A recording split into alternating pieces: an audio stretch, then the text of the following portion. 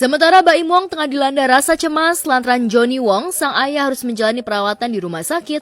Dalam akun Instagramnya, Baim memposting foto dirinya dengan ayahnya yang terbaring sakit dengan caption, "Cepat sembuh, Pak."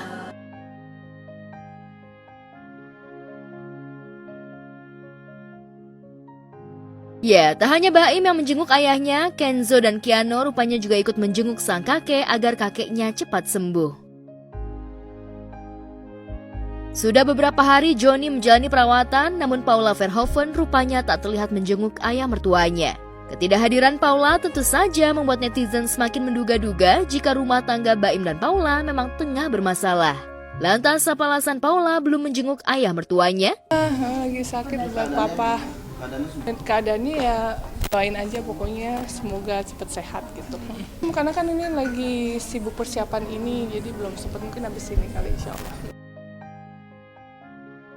Di tengah ayahnya sakit, Baim justru dihujat netizen dan dianggap nggak bisa urus anak. Pasalnya, saat menghadiri resepsi pernikahan Chand Calvin dan Dea Sahira, Baim yang datang tanpa didampingi Paula dan membawa kedua anaknya Kenzo dan Keanu yang berbusana tak lazim lantaran hanya menggunakan kaos. Keanu terlihat menggunakan kaos tanpa lengan dan celana pendek, sementara Kenzo hanya mengenakan kaos t-shirt dan celana pendek. Busana Kenzo dan Keanu membuat Baim mendapat hujatan dari netizen dan dianggap tak bisa mengurus anak. Ya, tak terima dengan hujatan netizen, apalagi dianggap tak bisa mengurus anak, membuat Baim geram dan akhirnya angkat bicara. Dalam akun Instagramnya, Baim menjelaskan mengapa kedua anaknya hanya menggunakan kaos di resepsi pernikahan Chand Calvin dan Dea Sahira. Ini anak cinta banget sama basket. Ceritanya, jadi Keanu tuh sebenarnya udah bawa baju buat kawinan. Nangis kejir pas diganti bajunya karena udah siap-siap mau nonton basket malamnya. Sampai izin sama yang nikah, kata mereka nggak apa-apa kalau Kenzo ngikut kakaknya. Demi meyakinkan netizen, Baim pun memposting saat Kenzo dan Keanu sedang menonton pertandingan bola basket. Keanu bahkan terlihat begitu happy saat melihat pemain idolanya berada di lapangan saat bertanding. Lucu ya? Gimana melihat? Ya, Keanu lagi suka basket banget sih. Ya. Sebenarnya memang kalau seperti Mbak lihat juga kan anak-anak seumuran situ kan memang lagi seneng-senengnya, suka-sukanya sendiri kan, ya tinggal diarahin aja. Mungkin saat kemarin mungkin waktunya nggak keburu atau gimana gitu ya, dia ribet tuh. Ya nyaman banget dia sampai nggak pakai sendal. Iya kayak bapaknya.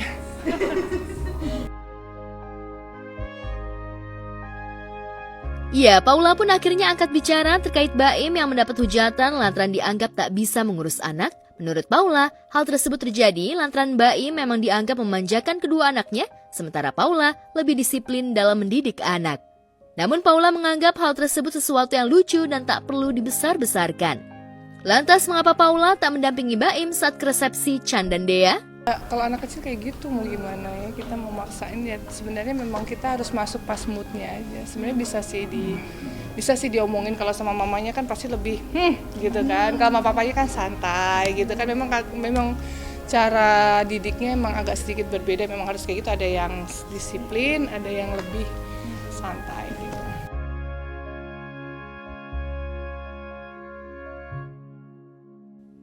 Di tempat berbeda, pesinetron Randy Martin kembali menjalani rutinitas syuting. Ditemui di lokasi syuting seindah Cinta Mutiara, pemeran Farel tersebut rupanya baru saja sembuh dari sakit. Diketahui beberapa waktu lalu, Randy ternyata sempat mengalami sakit, diduga karena kelelahan dan mengalami gangguan pencernaan. Kemarin pencernaan sih, karena memang kecapean juga mungkin ya, ada faktor kecapean juga, dan mungkin ada makanan yang aku nggak bisa makan gitu, dan akhirnya tumbang buat seminggu gitu, jadi aku nggak minum kopi. Ya, kepada tim Gospot, Randy mengaku dirinya memang suka jajan dan makan makanan street food seperti pecel ayam, pecel lele, hingga bebek goreng. Tak jarang saat break syuting, Randy kerap mencari jajanan tersebut. Namun benarkah pasca dirinya kemarin mengalami gangguan pencernaan, Randy mulai selektif memilih jajanan di pinggir jalan? Aku pribadi suka memang street food, memang suka makanan di jalan gitu loh. Jadi biasanya pecel ayam, pecel lele, terus mungkin kayak bebek goreng, atau mungkin kayak sate ayam, sop buntut, atau mie ayam, apalagi ya, nasi uduk, Tetap pasti street foodnya pasti gue pun juga akan selektif nyari yang memang pasti bersih dulu, itu aja sih. Cuman memang lebih seneng aja gitu bisa lihat-lihat jalan sambil makan gitu, jadi menyenangkan aja, senang aja sih. Sementara di luar kabar kesembuhannya, kedekatan Randy dengan sang adik Vanessa Audi tengah viral di media sosial. Randy dan Vanessa rupanya dijuluki netizen sebagai brother sister goals lantaran memiliki kedekatan bak seorang sahabat. Keduanya pun bahkan sering dianggap seperti pasangan kekasih lantaran umur keduanya yang tak terlalu jauh. Lantas apa tanggapan Randy terkait hal tersebut? Ya memang seneng banget gitu, aku baru lulus juga, puji Tuhan nilainya sangat baik. Terus disusul adikku, dia juga lulus cum laude di UNER 3,5 tahun gitu. Dan akhirnya ya gara-gara foto itu aja sih. Tapi memang aku sama adikku, mau yang Vanes, mau cewek, mau yang cowok tuh memang dekat. Cuman gak tahu, netizen juga menarik sih, karena aku memang sedekat itu gitu. Memang kita deket gitu, gak ada jarak gitu, foto ya foto gitu. Kita physical touch. Cuman memang waktu ngupload foto wisuda itu ya jadi banyak yang kayak nyangkanya ini kayak pacarnya ya, ini pacarnya ya, pasangannya ya, itu banyak yang ngira gitu sih. Ya kita, ya puji Tuhan memang kalau sama keluarga tuh aku dekat gitu sama papa, mama, dan adik-adik pun juga demikian gitu. Jadi terutama juga kayak ke Vanes memang dekat gitu. Jadi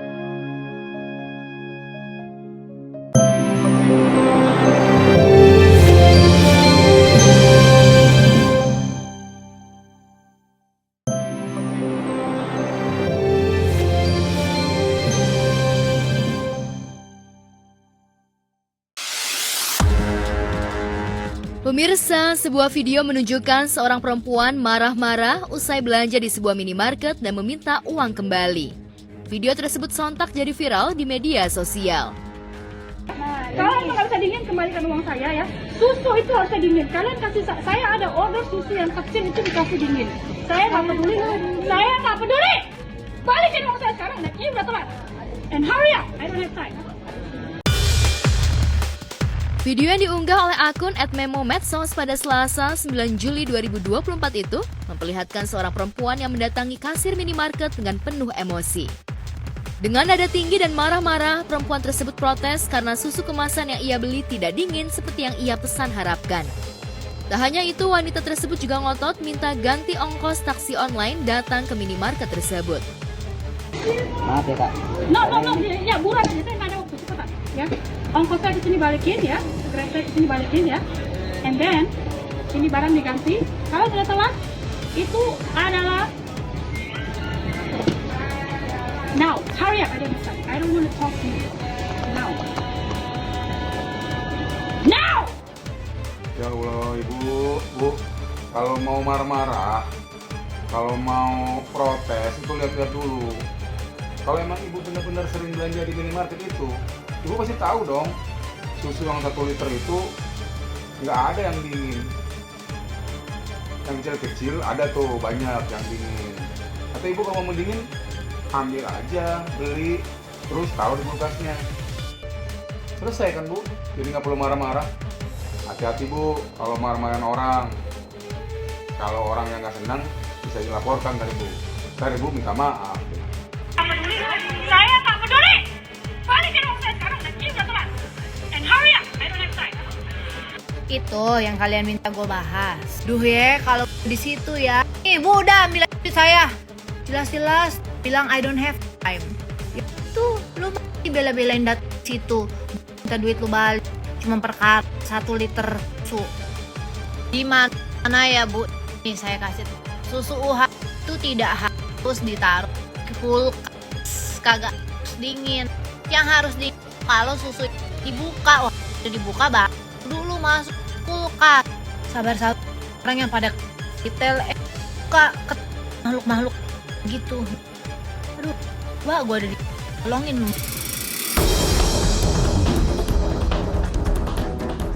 Peristiwa ini pun menuai kecaman dari para netizen. Banyak yang menilai bahwa reaksi perempuan tersebut berlebihan. Belum diketahui pasti di mana peristiwa tersebut terjadi. karena dia nggak dapet susu yang dingin. Harusnya itu lebih apa ya, lebih dipikirin aja dari ibunya juga. Maksudnya kalau misalkan nggak ada yang dingin kan bisa cari yang lain atau cari yang maksudnya yang sama-sama susu tapi yang lebih dingin gitu. Sebenarnya itu kalau menurut aku sih nggak harus marah-marah juga ya, karena kan maksudnya itu masih ada opsi lain gitu. Di dunia ibu-ibu. Sementara itu yang tak kalah viral, aksi seorang emak-emak terekam kamera warganet saat mengendarai motor sambil berdiri dan berbelok tanpa memperhatikan kiri kanan. Aksi emak-emak itu nyaris merenggut nyawanya karena hampir tersempet truk yang lewat.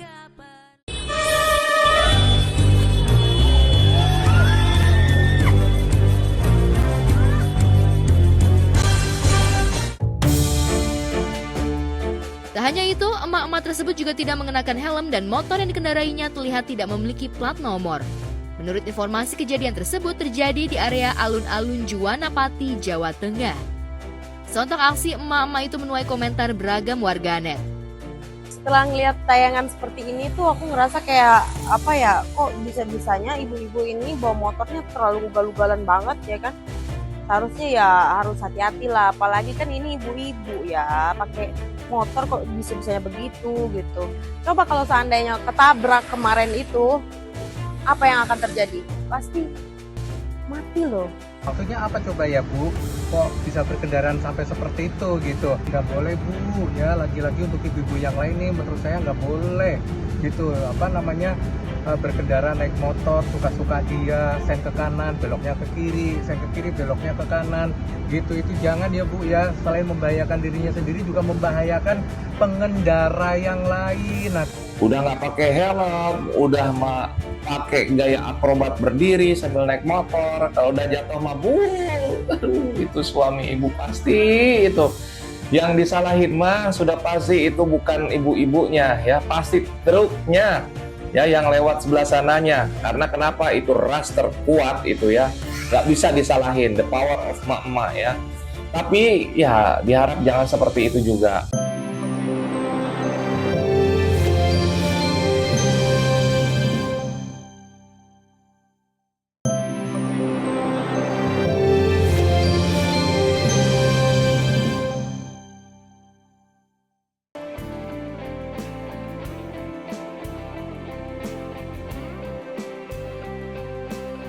Pemirsa, belum lama ini publik dibuat heboh dengan kemunculan seorang pria yang disebut mirip dengan penyanyi Bruno Mars. Kehebohan tersebut bermula ketika akun TikTok @spion mengunggah sebuah video yang menunjukkan tukang parkir tersebut yang ternyata wajahnya mirip Bruno Mars. Video berdurasi singkat tersebut dengan cepat menyebar luas di media sosial. Bruno Mars.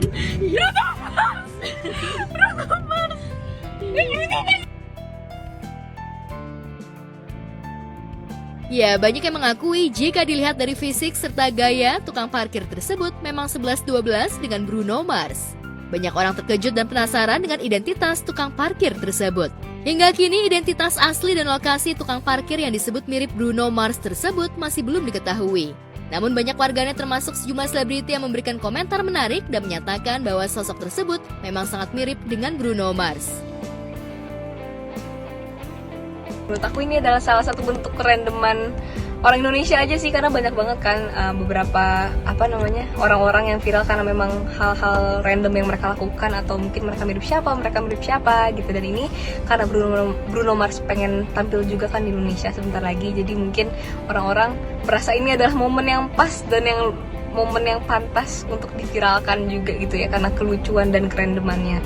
Kalau kita ngeliat dari sisi lain, ini bisa menjadi ladang rezeki juga sih untuk mas-masnya kan. Pasti orang kalau lewat daerah situ terus ngeliat orangnya, mungkin banyak yang minta foto juga, karena biasanya gitu kan.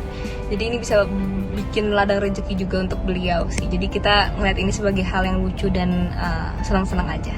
Ya kalau menurut aku sih, tanggapan aku berarti mungkin bener ya statement di dunia ini kalau kita itu punya 7 kembaran. Dan mungkin bisa dicek dulu, siapa tahu itu tukang parkirnya bisa nyanyi juga itu kayak Bruno Mars, kan kita nggak ada yang tahu ya. Jadi kalau menurut aku ya bagus sih, nggak apa-apa, biar makin semangat juga yang parkir kan, kayak aduh mirip ini sama Bruno Mars nih, jadi pengen parkir terus di sini gitu. Siapa tahu nih penggemar-penggemarnya Bruno Mars gitu. Mirip-mirip, makanya tadi aku pikir kok iya ya, gue mirip Bruno Mars ya. Makanya aku bilang kan tadi, siapa tahu dicek dulu suaranya, siapa tahu itu Bruno Mars lagi iseng jalan-jalan ke Indonesia, nggak tahu juga, siapa tahu kan gitu.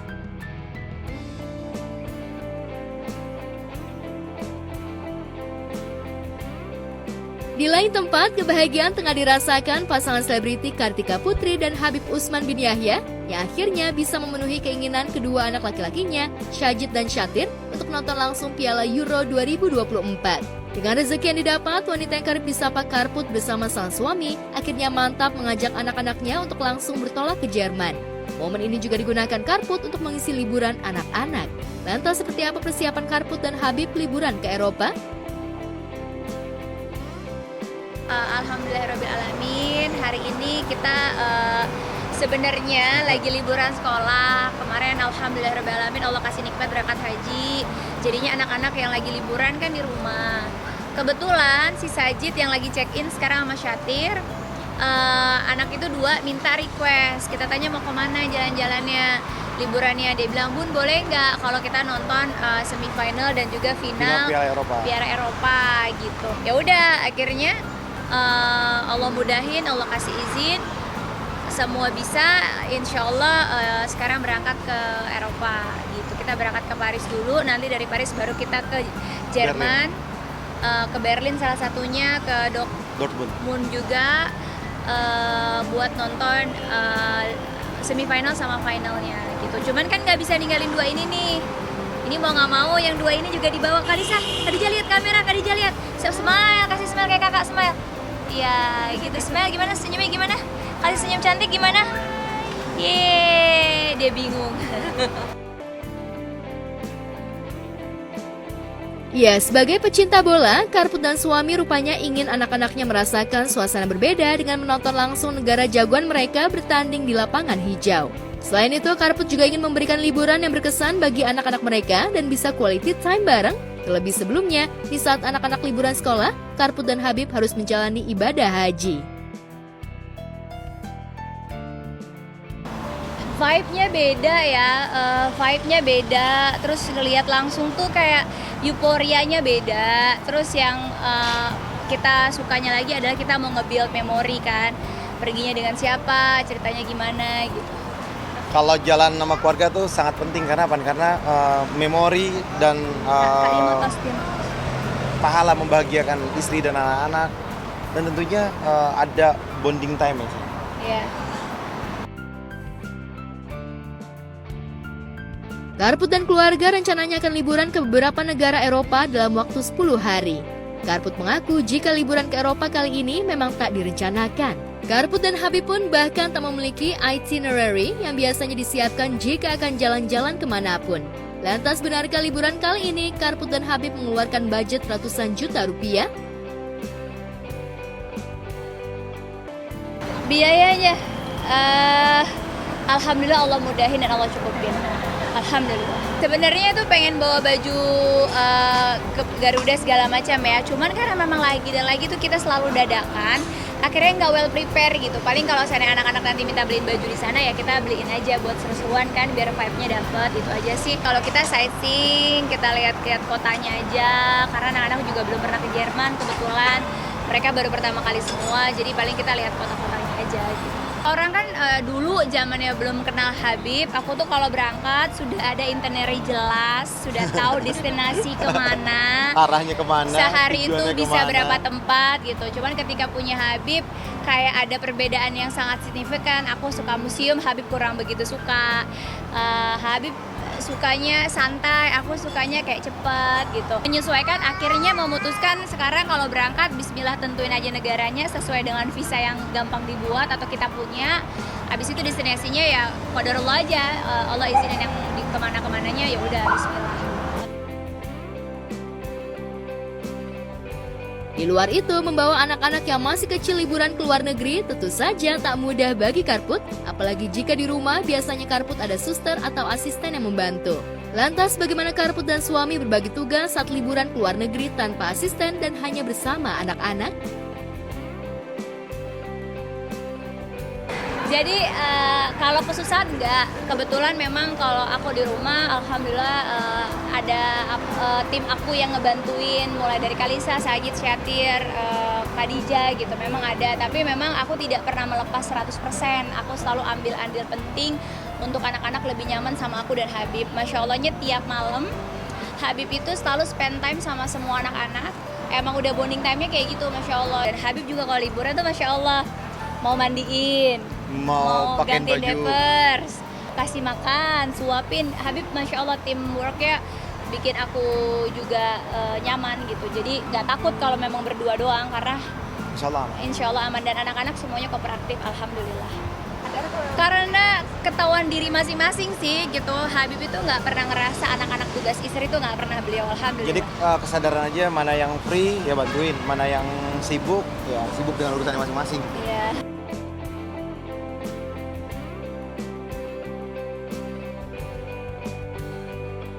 Sementara itu, laga pertama semifinal Piala Euro 2024 berlangsung seru dan makin menarik perhatian para pecinta sepak bola.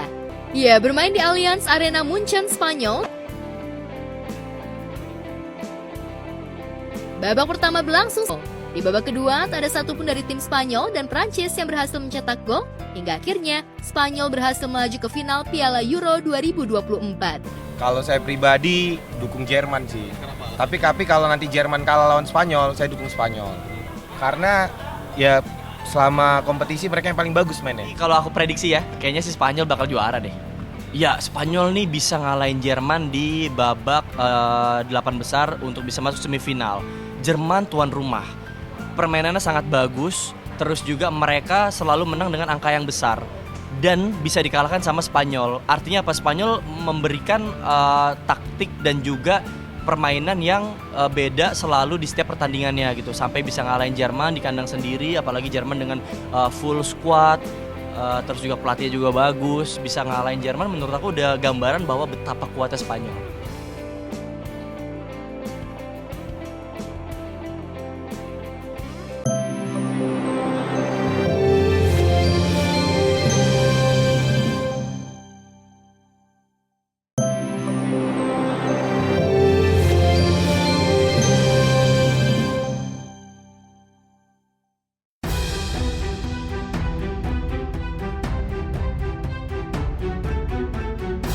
Mantan tersangka kasus pembunuhan Vina Cirebon, Peggy Setiawan, akhirnya bisa menghirup udara bebas setelah Pengadilan Negeri Bandung, Jawa Barat memutuskan mengabulkan permohonan gugatan sidang pra-peradilan yang diajukan pihak Peggy Setiawan dalam kasus pembunuhan Vina Cirebon dan Eki di Cirebon pada 2016 lalu.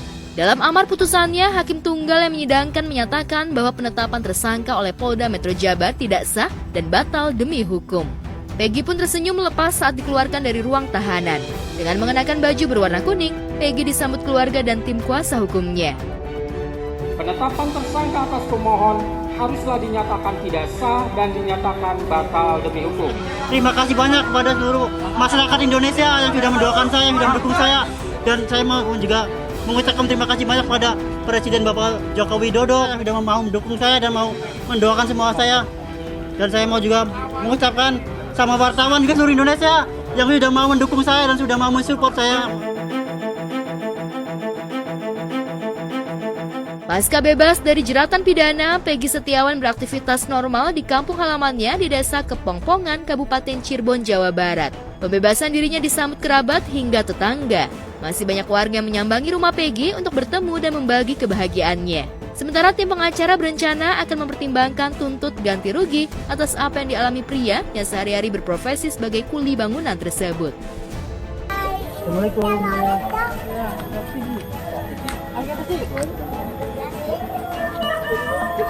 Rasanya sangat bahagia sih, sangat bahagia, sangat terharu. Ya seperti nggak bisa dibangun dengan kata, sangat bahagia. Suasana ramai terlihat di rumah Ibu Kartini di Blok Simaja, Kecamatan Talun, Kabupaten Cirebon, Rabu pagi. Peggy Setiawan yang sudah kembali dan beristirahat di rumah orang tuanya tersebut tampak lebih cerah meski hanya tidur beberapa jam. Bahkan senyum sumringah terlihat dari pemuda berusia 27 tahun tersebut. Tantenya yang, dianya aja nggak apa-apa.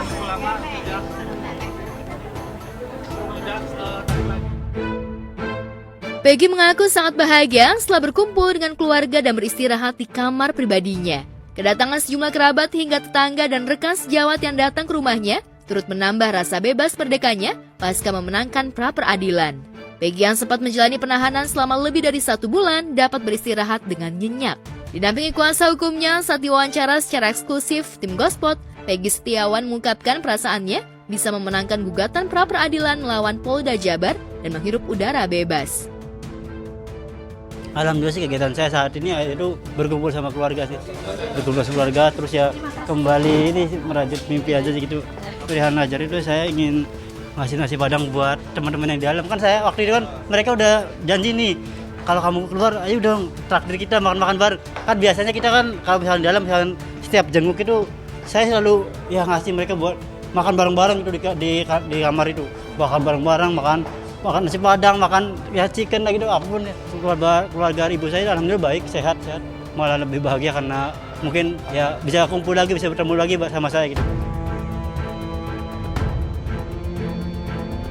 Sementara tim kuasa hukum Peggy Setiawan berencana mengajukan tuntutan ganti rugi atas penetapan tersangka hingga penahanan terhadap kuli bangunan tersebut. Namun demikian, semua itu akan dilakukan hingga Peggy benar-benar dalam kondisi sehat secara batin dan mental. Karena masih ada sedikit trauma atas penahanan yang tidak pernah dilakukannya. Mungkin menunggu Peggy istirahat dulu, biar Peggy tenang dulu, karena memang banyak beberapa media yang pengen Peggy juga bicara. Kami menunggu Peggy sehat dulu secara fisik dan mental, mungkin kan karena takutnya masih trauma keadaan di dalam.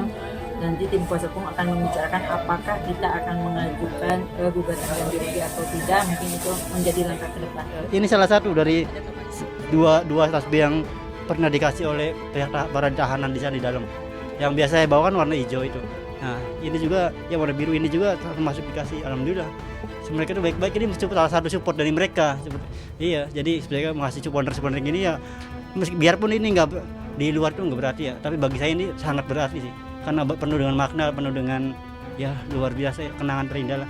Perihal itu ya saya misalkan rezeki saya memang di bangunan ya saya akan lanjutkan ke bangunan. Namun meskipun ada rezeki yang lebih baik untuk saya ya akan saya coba ambil. Terus perihal jadi artis justru saya enggak. Justru saya lebih tadi itu seperti yang tadi saya bilang, saya pengen jadi tim suksesnya Pak Haji Didi Mulyadi. Sebagai informasi, kasus pembunuhan dan pemerkosaan Vina yang terjadi di tahun 2016 muncul ke ruang publik setelah difilmkan. Ternyata selain 8 orang yang dihukum, ada 3 orang yang masuk dalam daftar pencarian orang sebagaimana bunyi putusannya belum juga ditangkap hingga 2024. Sehingga publik memberikan sorotan dan perhatian kepada pihak kepolisian untuk bisa menangkap 3 pelaku lainnya. Kasus ini pun menyita perhatian masyarakat luas. Kalau misalkan sudah saya belum ditahan itu ya saya seperti biasa bekerja. Nah dan setelah ditahan saya cuma bisa menghabiskan waktu untuk berkumpul bersama teman-teman yang di dalam, terus saling berdoa, saling mensupport satu sama lain, ya pokoknya saling di dalam itu saling kompak lah gitu. Namun tiba-tiba di akhir Mei 2024, Polda Jawa Barat menangkap Peggy Setiawan dan menyatakannya sebagai tersangka dalam kasus pembunuhan Vina Eki. Merasa tidak bersalah, Peggy Setiawan berani menyampaikan pernyataan dirinya tidak bersalah di sela rilis yang disampaikan Polda Jawa Barat.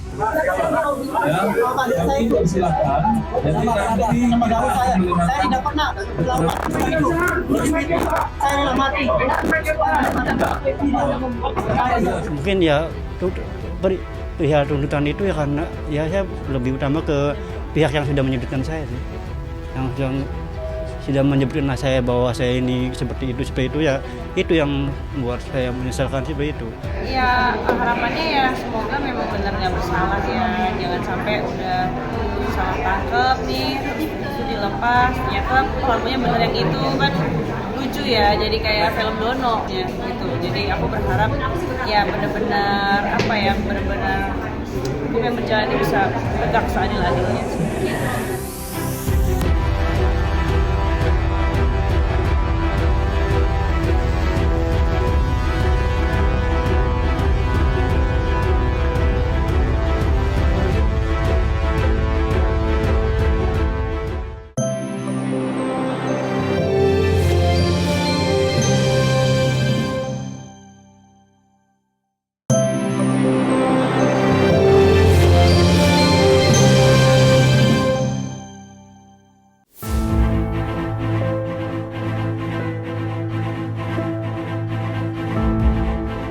Pemirsa, berita viral meninggalnya siswa SMA N1 Cawas, Klaten, Jawa Tengah akibat kesetrum di kolam sekolah pada 8 Juni lalu meninggalkan rasa keprihatinan yang dalam bagi dunia pendidikan Indonesia. Fajar Nugroho yang menjabat sebagai Ketua OSIS SMA N1 Cawas begitu gembira ketika mendapatkan kejutan ultah dari teman-temannya. Ia pasrah ketika sehabis meeting tubuhnya dilumuri tepung lalu diangkat dan diceburkan ke kolam renang dengan kedalaman 1,5 hingga 1,75 meter. Di dalam kolam, Fajar sempat tertawa bahagia, namun saat hendak naik ke atas diduga kakinya menginjak kabel pompa air listrik hingga tubuhnya mendadak kejang-kejang dan kembali tercebur ke dalam kolam.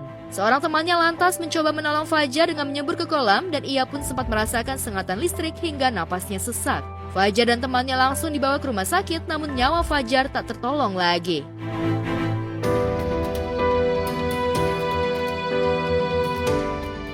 Putranya meninggal di hari ultahnya yang ke-18 tak pernah terbayangkan di benak orang tua Fajar Nugroho. Mereka meski sangat berduka, orang tua Fajar akhirnya menerima kenyataan itu sebagai takdir yang harus diterima dengan lapang dada. Mereka mencabut laporan kasus kematian Fajar Nugroho yang sempat dilayangkan ke Polsek Cawas. Sementara itu jenazah Fajar Nugroho sudah dimakamkan di TPU Dusun Sepi Desa Barepan, Kecamatan Cawas, Kabupaten Klaten. Mungkin sebenarnya karena aku Gen Z ya, udah ngerasain kerjaan ulang tahun tuh udah lebih mending dibanding orang-orang yang zaman dulu ulang tahun diceplokin. Bahkan di sekolah aku aja dilarang untuk bawa kayak tepung, telur gitu-gitu. Guru-guru udah kayak ngasih tahu, jangan deh, udah kalau ulang tahun jangan kerjain, mending kita senang-senang aja. Karena emang ada beberapa kecelakaan yang sudah pernah terjadi. Sebenarnya aku pas dengar ceritanya aku sedih dan kecewa karena kok masih ada ya yang zaman sekarang gitu. Mungkin dari sekitarnya juga orang yang lebih dewasanya harus lebih mengingatkan gitu. Karena kan kadang kita emang terbawa adrenalin gitu.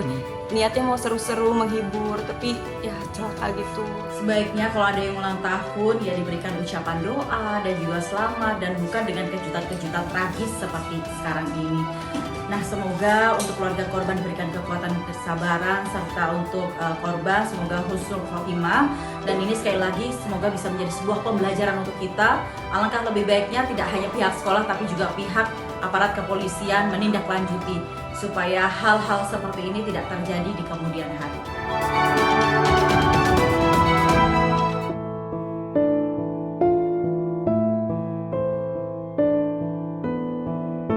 Berita viral yang tak kalah mengharukan terjadi saat wisuda ke-122 Universitas Negeri Semarang yang digelar 9 Juli lalu. Saat Rektor UNES mewisuda mahasiswa Fakultas Ilmu Sosial dan Ilmu Politik, Prodi Ilmu Sejarah, sejumlah wisudawan dan tamu undangan larut dalam suasana haru ketika nama Wildan Rohmawati dipanggil ke atas panggung untuk menjalani prosesi wisuda. Pasalnya Wildan Rohmawati yang merupakan lulusan termuda Prodi Sejarah meninggal 2 hari sebelum wisuda, tepatnya tanggal 7 Juli lalu akibat kecelakaan lalu lintas. Wildan Rohmawati mengalami luka berat di bagian kepala setelah tertabrak feeder Trans Semarang. Pada momen yang membanggakan ini akan dilanjutkan prosesi penyerahan ijazah untuk almarhumah Wildan Rohmawati oleh Rektor didampingi Dekan FISIP.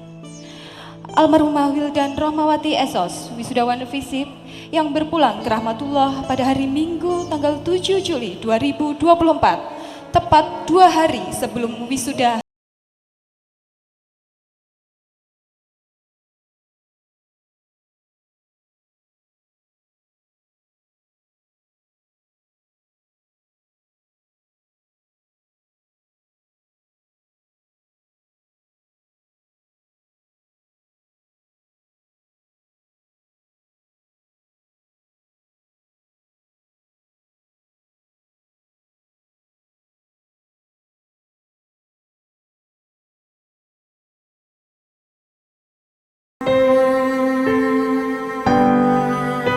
Rektor dan Wakil Rektor UNES yang menyerahkan ijazah Wildan Rohmawati kepada orang tua almarhumah tak kuasa menahan air mata.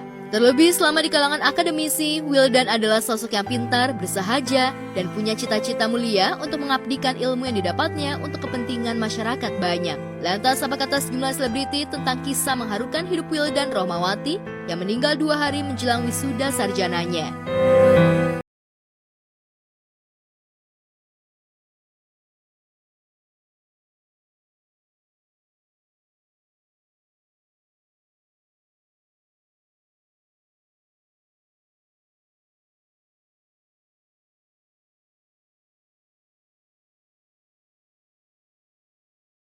ngeliat video di atas sudah pasti sedih ya, responnya udah pasti sedih banget. Yang mungkin yang seharusnya dia almarhumah itu bisa naik ke mimbar untuk membanggakan hasil kuliahnya dia, ternyata tidak bisa karena Allah berkehendak lain. Terus kalau dibilang terharu ya sangat terharu banget, apalagi keluarganya. Pasti keluarganya dari almarhumah itu pasti sedih banget dan bercampur bangga juga bahwa anaknya sudah bisa lulus dari kuliahnya. Tapi yang sedihnya adalah almarhumah sudah tidak bisa merasakan kebahagiaannya. Tapi dari sini aku bisa ambil pelajaran bahwa memang dimanapun, kapanpun, bersama siapapun kita berada harus selalu waspada, harus selalu hati-hati, apalagi sebagai seorang pengendara. Karena kitanya itu udah taat lalu lintas, tapi orang lainnya belum tentu fokus, belum tentu hati-hati. Jadi banyak-banyak berdoa juga demi keselamatan kita, demi keselamatan keluarga kita juga. Sekali lagi kita doakan yang terbaik untuk kedua orang tua almarhumah Wildan, dan pada Wildan ditempatkan di sisi Tuhan Yang Maha Esa.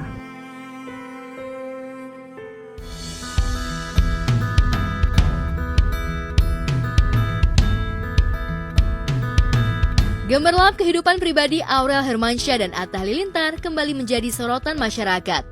Pada ulang tahun Aurel yang ke-26 yang jatuh 10 Juli kemarin, Atta memberikan kado super spesial yaitu buket bunga, kue tar 10 tingkat, serta tas yang dibentuk dari susunan uang Rp100.000. Alih-alih menghindari hujatan netizen seperti yang terjadi saat ia memberikan kado barang-barang branded pada ultah Aurel tahun lalu, sikap Atta dengan memberikan uang cash yang dibentuk sedemikian rupa justru mengundang komentar negatif dari netizen. Flexing Atta dituding sudah kebangetan. Lantas apa kata Atta terkait hujatan netizen yang lagi-lagi dialamatkan padanya?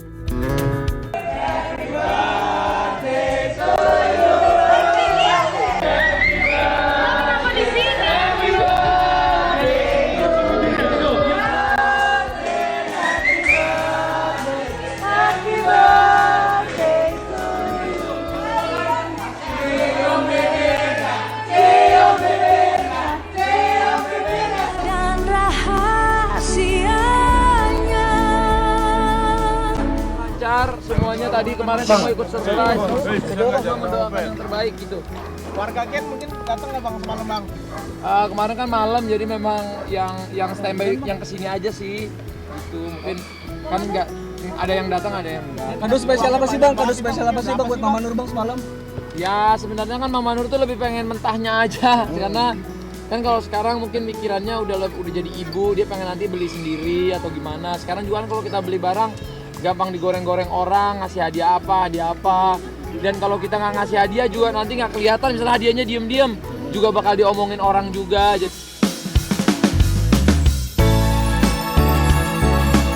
Kado ultah menjadi kontroversi tak mengurangi kebahagiaan Aurel.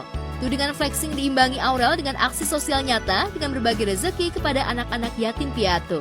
Ibu dua putri ini memberikan 10.000 alat sekolah untuk 250 panti asuhan di berbagai daerah. Jangan belakang. Ayo munduran. Kita mau hari ulang tahunnya istri saya jadi mau ajak jalan-jalan gitu. Kemana bang? Ini kita mau ada berbagi.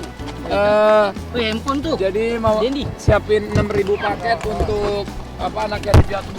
Mungkin dengan cara kemarin, insya Allah habis itu Mama Nur juga pengen sebagian duitnya pengen dibagi-bagiin. Hari ini kita nyiapin pengen 6.000 paket buat anak-anak yang yatim piatu buat sekolah. Ini kita mau pergi sekarang.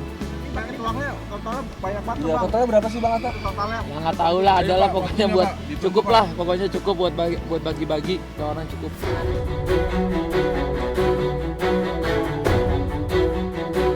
Tentang tudingan Atta Aurel suka flexing yang belakangan gencar dibahas netizen, lantaran Atta disindir oleh Dr. Tompi. Dr. Tompi kecewa pada Atta dan tim channel YouTube-nya yang memajang judul bombastis tentang harga rumahnya. Dr. Tompi keberatan rumahnya disebut seharga 150 miliar oleh Atta tanpa konfirmasi darinya. Ketika diprotes dan jawaban Atta untuk seru-seruan, Dr. Tompi semakin murka hingga menyindir Atta di akun Instagramnya. Pakar operasi plastik itu menyebut YouTuber yang gemar flexing seolah melakukan pembodohan terhadap masyarakat.